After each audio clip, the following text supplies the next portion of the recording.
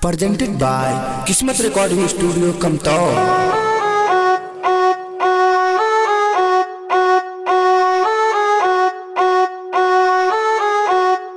माल के बिया है टेंशन न है, टेंशन न है भाई टेंशन न है। माल के बिया है टेंशन न है। अतई बाराती हम खबै डबलेट, मायरा करे में करबै ने लेट। गजपिया ग्रुप से करे लेबे भेट, ओही जमामला भ जतै सेट। पुलिस थाना नै छै परमाना, सब हमरा कहै छै पागल दीवाना। रोज ओकरा गली में छै आना जाना, कोन सार हमर करतै रे माना। हमरा खातिर सब काम इजी छै, शादी में भाई बाप बिजी छै। फोने पमाल से कर लेबै बात, भागे के प्लान बनबै ओही रात।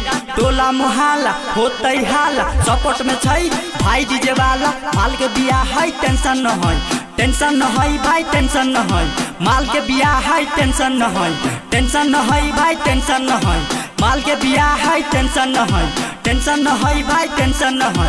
माल के बिया है टेंशन न है, टेंशन न है भाई टेंशन न है। माल के बिया है टेंशन न है। म्यूजिक डायरेक्टर विनोद राज।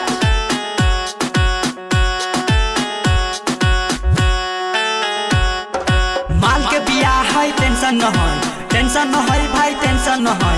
माल के बिया है टेंशन न है।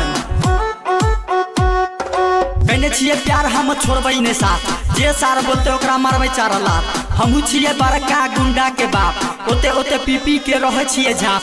सोमवार पमाल के पकड़ लेबै हाथ, मुँह में हम लगा लेबै मास्क। केना भूला जाइए बचपन के बात, सोमवार पमाल के पकड़ लेबै हाथ। दिल देने छिए दिलेर बन जब, प्यारा में भाई सबसे लड़ जब। माल के बिया है टेंशन न है, टेंशन न है भाई टेंशन न है। माल के बिया है टेंशन न है, टेंशन न है भाई टेंशन न है। माल के बिया है टेंशन न है, टेंशन न है भाई टेंशन न है। माल के बिया है टेंशन न है। म्यूजिक डायरेक्टर विनोद राज।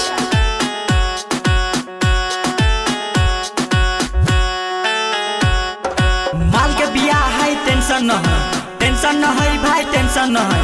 माल के बिया है टेंशन न है। बचपन के प्यार है पहला पहला यारी, बैर जबै हाथ धोके पिछारी। हम छे दीवाना उ है दीवानी, सबके सुनबै माल के कहानी। बहुते प्यार ओकरा कइने छी, मधुबनी में बाइक पर घुमैने छी। बहुते रुपैया उड़ैने छी, ओकरा बाद पटैने छी। रामलाल राही करतै ने मिस, मनी माही कहै छलिक।